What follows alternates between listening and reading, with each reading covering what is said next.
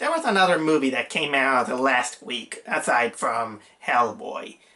And that movie was none other than Laika Studios' latest animated film, Missing Link. Yes, Missing Link, not The Missing Link. The thing is that I didn't want to do a double feature, 2 weeks in a row. So I decided to, I decided by coin toss which I decided to go first, or either Hellboy or Missing Link. And well, Hellboy kinda won because that was technically the most interesting to talk about, at least. I'm not gonna, although, saying that kind of makes me feel guilty now because Laika Studios as an animation studio, it really deserves a lot of praise and attention than any Disney studio or any DreamWorks studio deserves. Because stop motion animation is probably also one of those kind of arts that it is hard to pull off, but is totally rewarding. And at this point, I haven't seen a Laika Studio animated film that I have hated or be disappointed, because I really like Coraline. I really like the Box Trolls. I really like Kubo and the Two Strings enough to become also one of my favorite movies of that year. And out of that, it kind of escapes me from my mind, and so on and so on. Oh, Paranorman. Paranorman was great. And now we got this one, which is none other than Missing Link, which it involves Sasquatch, or Bigfoot, whatever you're gonna call it, or like in this porno film, The Geek. Someday I'm gonna get that filthy animal. I'll never. Thank you, Cinema Snob. Every time now I see Sasquatch, I'm gonna remember The Geek. But okay, right on the get-go, before I talk to you about this movie, I wanna say, people, go watch this movie. Support Laika Films. This movie is extremely good. I really, really like this film. I honestly kind of love this film. Although I'm not gonna say that it's as great as Kubo or Coraline, but still it's great. You should go watch this film. I highly recommend it. So, is that enough to well convince you? Well, not exactly. But still, it's time for me to talk about what this movie is about. Well, Missing Link is, like I said, it's a Sasquatch movie, but not exactly centered on Sasquatch.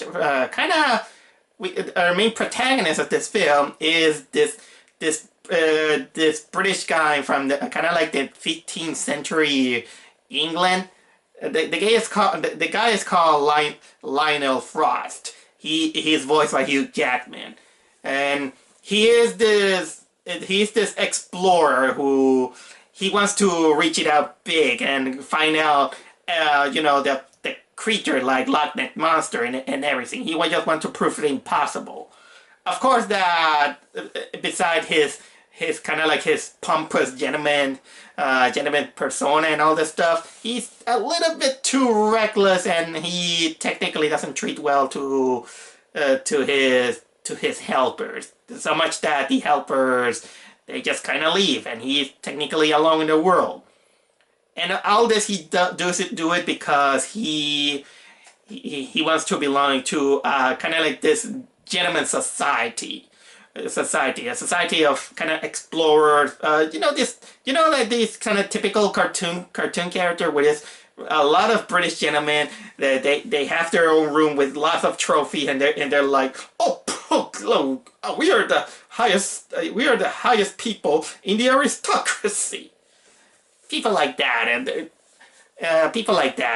and they hate Lionel because he comes up with ridiculous ideas, of course. Until one day, Lionel receives a letter that technically say, "Hey, I got proof of Sasquatch, so I want you to come.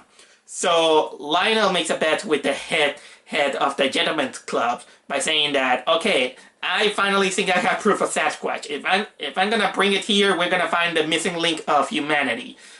Humanity, and if I bring it here, you're gonna set me into your Gentlemen's Club. So he goes there, and much to his surprise, he finds out that Sasquatch is, yeah, not only he exists, he also, oh yeah, he's in California, just in case. He's from Britain to California. Like I said, not only he exists, and he's not a filthy animal. He's technically just big, hairy, but still eloquated. He can talk and everything. And he's the guy who sent the letter to Lionel. Oh, by the way, the Sasquatch is voiced by Zach Galifianakis. Yes. And basically, the Sasquatch in which he decided to call it Missing Link, or let's call him Link. He just says that, well, I'm the one who wrote the letter because I read about you and I think you can help me find my people because I'm feeling lonely. I don't know where to go, and maybe you can help me go go find probably my family, so I can't be alone. And the biggest clue that I have is that it go to Shangri-La in the Himalayas where there's the Yeti. And basically that's the quest. He promised to Lionel promised to bring Link to Sasquatch to Shangri-La in order to not only bring him to Link's family, but also to make the discovery of the century. I wanna reiterate by saying that the movie is really likable, and even when our main character sometimes act like a bad guy, kind of saying that I am. No. First of all, I want to say that one thing that this movie really works is on the characters, especially the main cast, because everyone is really likable. Even the character of Lionel, he's basically he kind of comes off a little bit of a pompous jerk that he's pretty narcissistic, a little bit selfish, but in the end you kind of know that he does have some good merits, and this is technically kind of his arc and his story, that he has to grow up to be a little bit more compassionate to others, especially when you meet Mr. Link, who is technically a character who is very alone in the world. He feels that he wants a place to belong, and this is why he, out of desperation, he asks Lionel for help.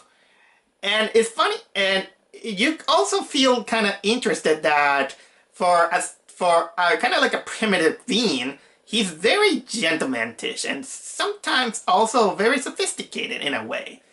But of course, that being kind of like a natural creature, there's still a lot of room for him to improve. First of all, there's still a little bit of his natural instincts in it, and he's naive to the world around him. So basically, he is exploring this new world thanks to Lionel. And also there are times that he cannot measure his strength. Another character that joins Lionel and Link into their quest is this woman called Adelina, who is played by Zoe Saldana. She is a woman that had a past with Lionel, that she kind of disliked him. She married with a former friend of Lionel, but of course that guy passed away, and well, basically they meet because she needed uh, they meet because, well, she has the map to Shangri-La in and Lionel needs. But of course, you're gonna see that she is technically kind of like a very reserved woman. She's very independent, and man, that she does very well. She comes off as kind of like being like the middle ground of, and probably the biggest voice of reason of the of the of the group, let's say. And until of course she meets them in their quest. And well, I will like to, and honestly, I will say that she comes off kind of a little bit rough around the edges, but she's very likable. Another character that goes in it is that they're always stalked by this assassin. The assassin is technically kind of like the typical assassin bad guy that you see in the films.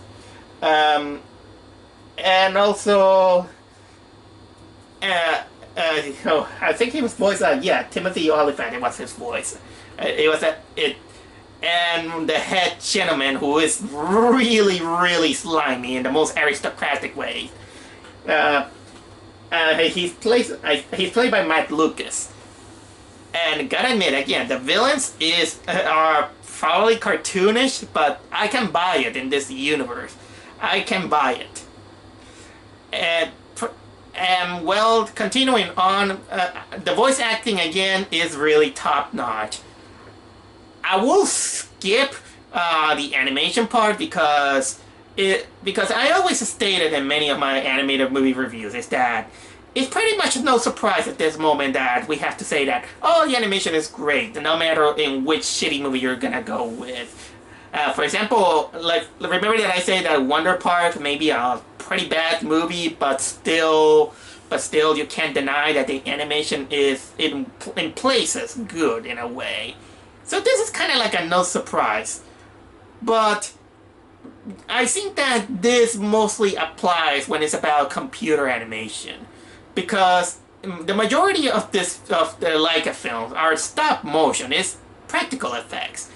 And I think that this is something that should be applauded even more. It's very hard work to create some wonderful animation, especially if they're so fluid, and even the facial expressions, you can notice how hard they work, the scenery, everything.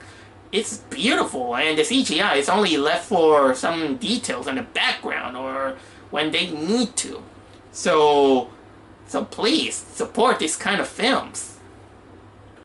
I gotta say also that the kind of humor that it has is, well, for lack of better words I can describe it, is very British, I'll say. Because most of the humor stands a little bit of pretty talk, you know, this kind of British humor that when you have two people speaking and then sometimes someone do something kind of stupid in a way or another.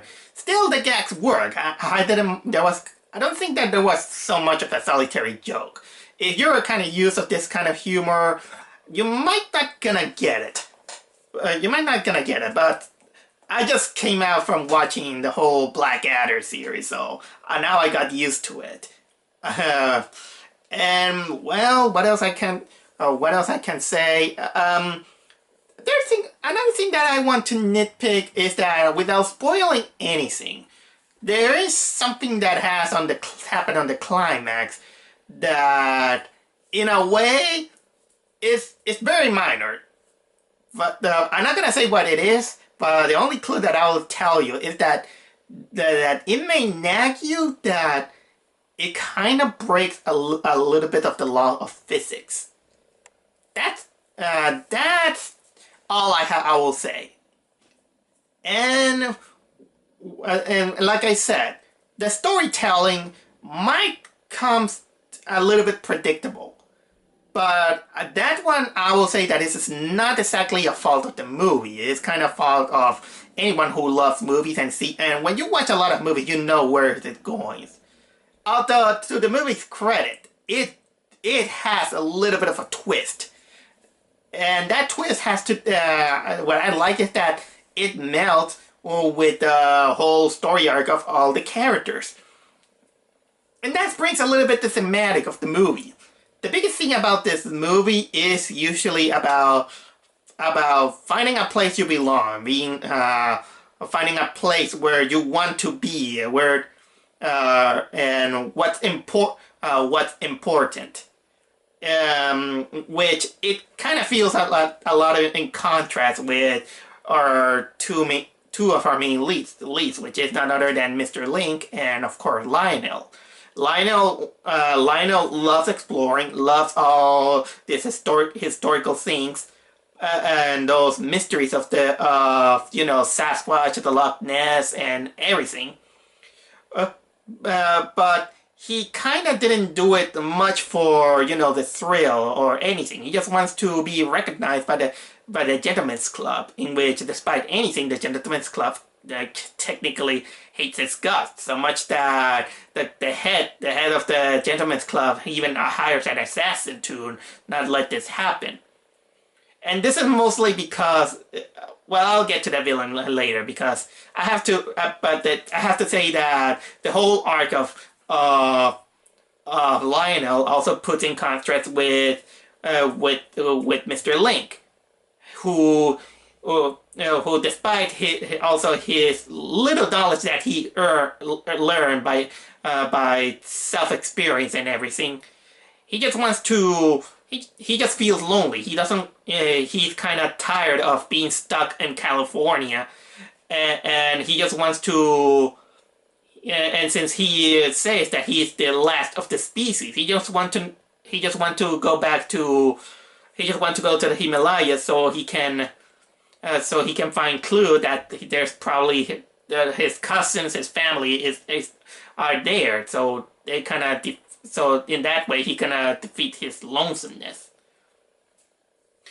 And another theme that this movie has also, apart from saying that what it really means to be a gentleman, is also what it means to expand your universe, expand your knowledge. With considering the time period that this movie takes place, you kind of see that there is a little bit of a critique to these pompous English people, the people who think that they're better than anyone else. There's this elitism that's saying that we are the Gentlemen's Club, so we know how to change. We keep the order of the world. We know what gentleman is, which it never, in which it's kind of. In a way, it's kind of true. Well, not true. There's this elitism that is, again, despicable, because at the end, this elitism is still this elitism is basically kind of like this selfish vanity that is disguised as a gentleman's club. That kind of reminds me also that it's kind of a little bit similar to Box Trolls, where the main villain kind of thinks that he belongs into high society, but the more it shows his true colors, they're technically the real monsters. And this movie has no exception, which also stating that you don't need to be ugly. You don't need to be ugly or hairy in this case to show who is the real monster. Who's the real, in this case, who's the real, well, savage or Sasquatch. Oh, and by the way, one thing that I really like is that this movie doesn't pull any punches. There are some, apart from some cartoon antics, things do turn dark. And I appreciate when a movie does like that, in which they don't hold punches on the darkness. And basically, that's all I have to say about The Missing Link. I just hope that it keeps up being just enough to become one of my top favorite movies of this year. But at the same time, I really enjoy it. I applaud Laika to giving me another great animated film. So So I highly recommend to go The Missing Link. If you feel that Hellboy made you feel bad or wasn't as fun enough or something like that, go check Missing Link, and you'll notice that uh, this movie is no filthy animal. Someday I'm gonna get that filthy animal.